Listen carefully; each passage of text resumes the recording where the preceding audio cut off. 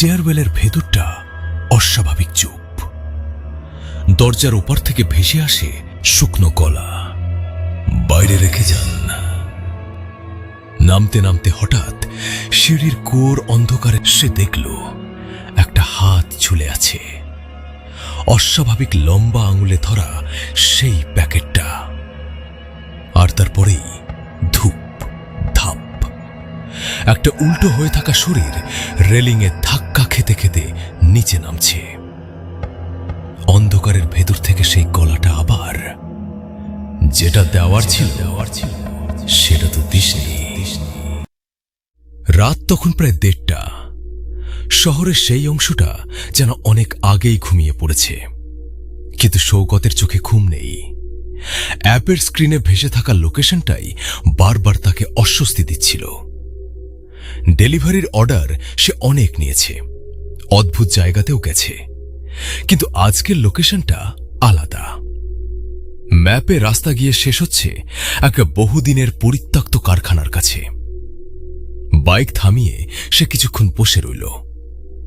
চারপাশে এমন নীরবতা যেন সব শব্দ এখানে ঢুকতেই ভয় পায়। দূরে ভাঙা গেট, মরচে ধরা লোহার ফ্রেম, আর তার পাশ দিয়ে একটা সরু রাস্তা ঢুকে গেছে ভেতরে। একটু ইতস্তত করেও শেষ পর্যন্ত সে বাইক থেকে নামল। রাস্তা ধরে এগোতেই দুপাশে কয়েকটা অগোছালো ঝুপড়ি চোখে পড়ল, কিন্তু আশ্চর্য, একটাতেও আলো নেই, যেন সব ফাঁকা। আর ঠিক মাঝখানে দাঁড়িয়ে আছে একটা 4 তলা পুরনো বাড়ি। বাড়িটার দিকে তাকালেই বোঝা যায় এখানে অনেক দিন কেউ থাকে না। তবুও অ্যাপে পরিষ্কার লেখা, ফ্ল্যাট 23/11, টপ ফ্লোর। সৌগত নিজেকে শক্ত করে সিঁড়ির দিকে এগোল। ভেতরে ঢুকতেই একটা চাপা বন্ধ গন্ধ তার নাকে এসে লাগল। দেওয়ালগুলো ভিজে ভিজে ছোপ পড়ে, প্লাস্টার উঠে গেছে, আর আলো বলতে কিছু নেই। তবুও পুরো অন্ধকারও না, যেন কোথা থেকে একটা মরা, একটা নিভু নিভু আলো জ্বলে আছে। সে পা ফেলতেই শব্দটা অদ্ভুতভাবে চাপা পড়ে গেল, যেন সিঁড়িঘর নিজেই শব্দগুলো গিলে নিচ্ছে। 2 তলা, 3 তলা। উঠতে উঠতে তার চোখ বারবার চলে যাচ্ছিল সেই স্টেয়ারওয়েলের দিকে। নিচের অন্ধকারটা যেন অতল গহ্বর, আর উপরের দিকটা গিলে খাওয়া শূন্যতা। 4 তলায় পৌঁছে সে থামল। করিডোরে কোনো শব্দ নেই। একদম শেষে একটা দরজা, 23/11। সে বেল টিপল। 1 বার, 2 বার, 3 বার, কিছুই না। ঠিক যখন সে ফিরে নামতে যাবে, ভেতর থেকে একটা শুকনো গলা ভেসে এলো, পেমেন্ট হয়ে গেছে, বাইরে ঝুলিয়ে রেখে যান। সৌগতের পিঠ বেয়ে ঠান্ডা একটা স্রোত নেমে গেল। গলাটা মানুষের, কিন্তু যেন খুব গভীর কোথাও থেকে উঠে আসছে। দরজার ওপার থেকে হালকা একটা ঘষঘষে শব্দ, যেন কেউ ধীরে ধীরে কিছু টানছে, অথবা হাঁটছে না, মেঝে ঘেঁষে এগোচ্ছে। তবুও সে কিছু না বলে প্যাকেটটা দরজার হুকে ঝুলিয়ে দিল আর দ্রুত পেছন ফিরল। সিঁড়ি দিয়ে নামতে শুরু করল। আরেকটা। গ্রাউন্ড ফ্লোরের একেবারে শেষ ধাপে পা রাখতেই হঠাৎ খুব চাপা টানা একটা হাসির শব্দ ভেসে এলো।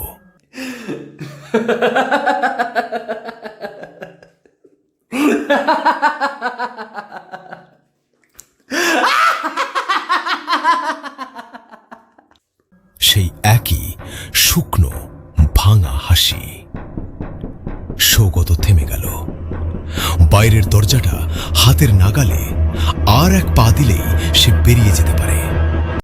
তবুও সে ধীরে ধীরে ঘাড় ঘুরিয়ে তাকালো সেই সিঁড়ির কুয়োর ভেতর দিয়ে উপরের দিকে। আর তখনই তার বুকের ভেতরটা যেন হঠাৎ ফাঁপা হয়ে গেল। 4 তলার উপরে অন্ধকার থেকে একটা হাত ঝুলে আছে। অস্বাভাবিক লম্বা আঙুল। সেই হাতটা তার রাখা প্যাকেটটা ধরে আছে, একদম স্থির, যেন অনেকক্ষণ ধরে অপেক্ষা করছিল। হঠাৎ হাতটা ঝটকা দিয়ে প্যাকেটটা নিচে ছুড়ে দিল। প্যাকেটটা ধাপে ধাপে আছড়ে পড়তে পড়তে এসে তার পায়ের কাছে থামল। সৌগত দাঁত চেপে প্যাকেটটা তুলল, কিন্তু তোলার সঙ্গে সঙ্গেই থেমে গেল। এত হালকা কেন? ধীরে ধীরে প্যাকেটটা খুলল, আর সঙ্গে সঙ্গে তার গা ঘিন ঘিন করে উঠল। ভেতরে কোনো খাবার নেই, দাঁতের দাগে ক্ষত বিক্ষত, যেন খুব ধীরে, খুব সময় নিয়ে চিবানো হয়েছে। মাথার ভেতরটা কেমন ঝিমঝিম করে উঠল। কয়েক সেকেন্ড আগেই তো সে খাবারটা দিয়ে এলো, এর মধ্যে সে আবার উপরের দিকে তাকালো। চারতলা ফাঁকা, কেউ নেই। তবুও একটা অদৃশ্য দৃষ্টি যেন গায়ে সূচের মতো বিঁধে আছে।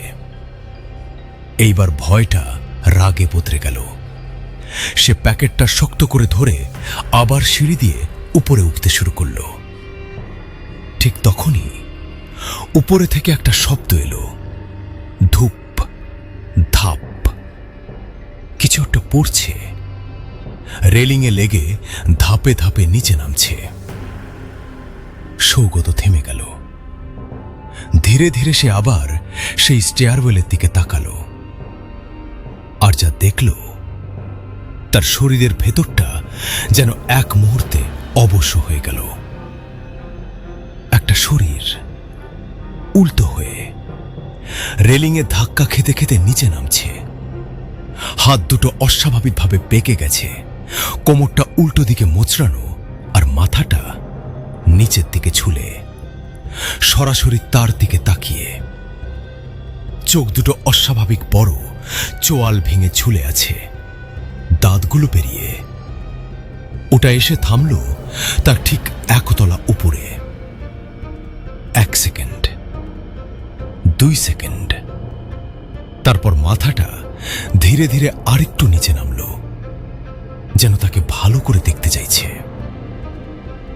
সৌগত নড়তে পারছিল না, গলা শুকিয়ে কাঠ।